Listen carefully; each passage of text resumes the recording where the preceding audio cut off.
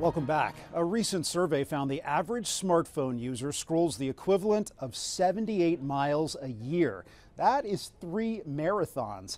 Some might say it's good exercise for your thumb, but there is evidence that it could be hurting your brain.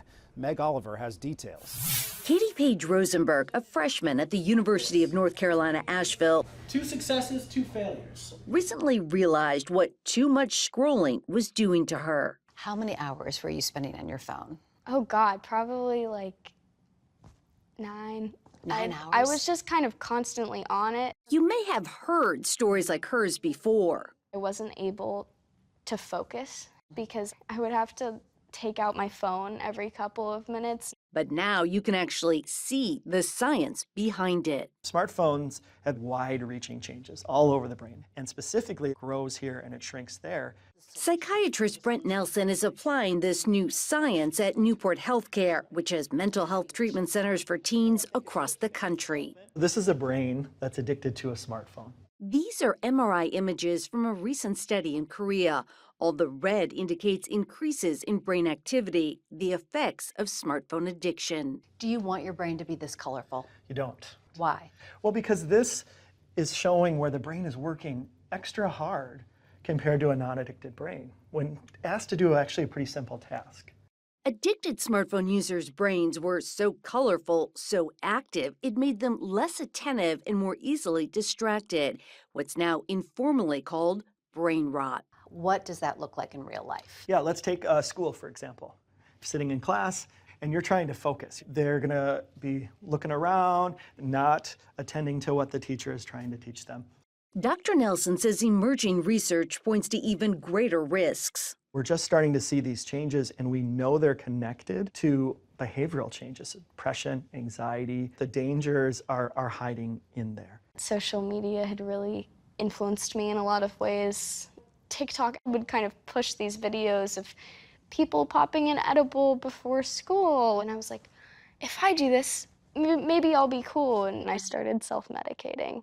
To deal with that, last year she checked into a treatment facility. If you hadn't gone to treatment, where would you be today? I don't think I'd be here.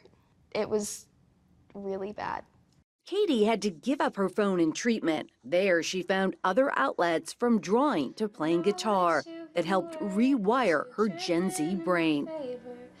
The key, perhaps, analog antidotes reminiscent of another generation. Playing in the dirt, drinking from the hose, sort of the Gen X kind of mentality, is shown to actually allow folks to recover, to feel better, to make it easier to kind of go about their day. In short, it's good to stop scrolling and start strumming.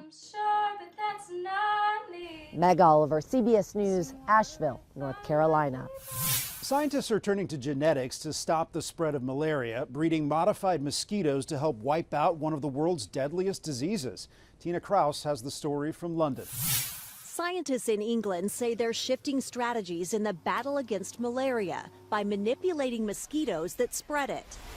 They're engineering the insects to slow the growth of parasites in their gut that cause the disease. What we have done here is to make the mosquitoes not being infected with malaria. So they cannot be infected with malaria, they cannot transmit malaria. The genetic modification uses genes taken from the honeybee and the African clawed frog to stunt the growth of the malaria parasite inside the mosquito.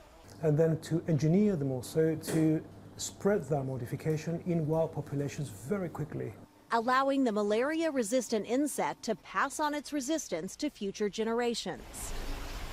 Researchers say it would mean a mosquito bite in regions of the world where malaria is a constant no longer carries a potential death sentence.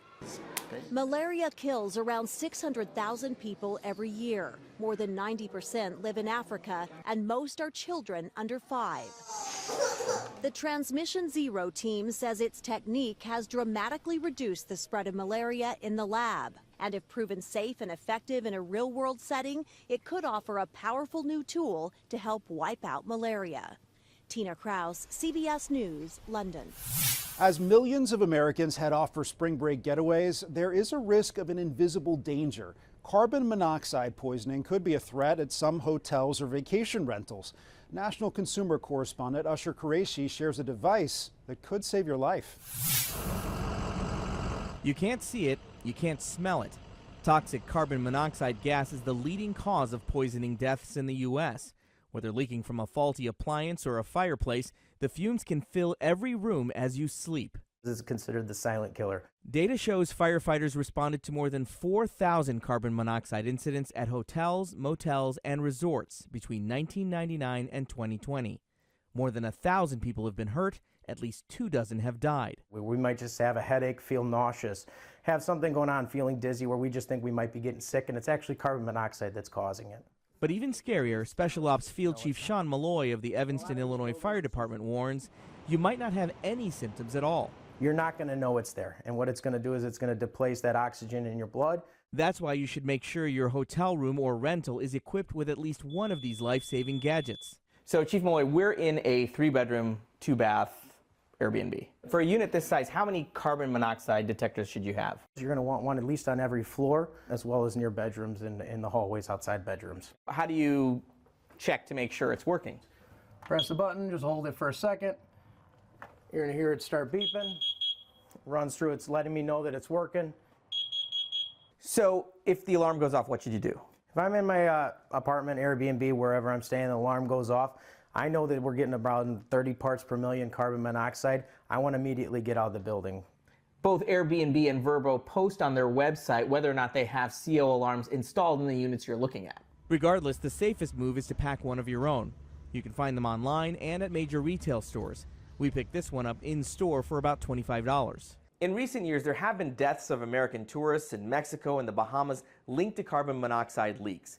And because plugs abroad can be unpredictable, consider carrying a portable detector like this that's battery operated. That way, if your room or rental doesn't have one, you're still protected. For CBS News, I'm Usher Qureshi. After the break, the CDC virus detectives looking to stop the next pandemic. And after 3 brain surgeries, doctors used a 3D printer to finish the job.